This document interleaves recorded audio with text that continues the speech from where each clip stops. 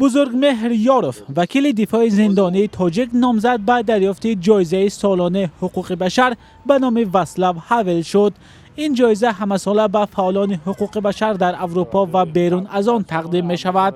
حامیان حقوق در تاجیکستان از این پیشنهاد استقبال کردند. واقعا بزرگمهر یاروف رسالت خود را همچون ادوکات و مکانیزم کفالت تامین حقوق و آزادی انسان و شهروند در مرافعه های سعودی نوبسته از اعتقاد و عقیده و وضع اجتماعی شهروندان خیلی موفق به انجام می رسانید و همین طور در ریابیلیتاسیون نظام سعودی و با اعتبارتر گردیدن فعالیت ادوکاتی در مناسبات اجتماعی سهم نظررس خود را گذاشت.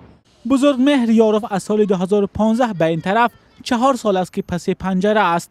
او یکی از وکیلان دفاع اعضای حزب ممنوع نهضت اسلامی بود و از این روز زندانی کردنش را دارای انگیزه های سیاسی می‌دانند. خودش هم گفته است که گناه نکرده است.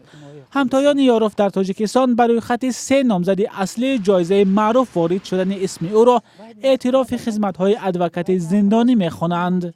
نوبسته از اینکه بزرگمهر یاروف غالب میشد نمیشد، الکی داخل شدن به همین روی خط برای مردم تاجیکستان، برای تشکیلات های غیر دولتی، برای اینستیتوت ادوکاتورا، برای اونهایی که حامی حقوق انسان هستند یک بسیار مهم است.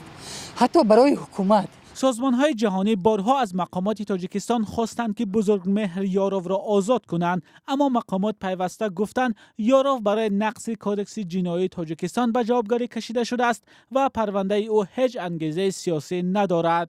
Также в частности были вопросы заданы по Йорову, Мухаммад Али Хаид, Зайду Саидову.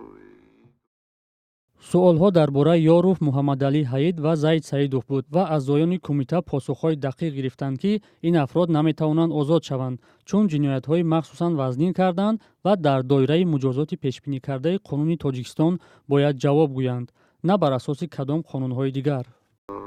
Республики Таджикистан, а не по чьим-то другим законам. بزرگمهر یاروف از تاجیکستان نخستین کسی است که برای دریافت جایزه معروف واسلاو هاول پیشنهاد می شود. حامیان حقوق برای نظرند که این تصمیم به فعالیت جامعه شهروندی تاجیکستان تاثیر مثبت می رساند.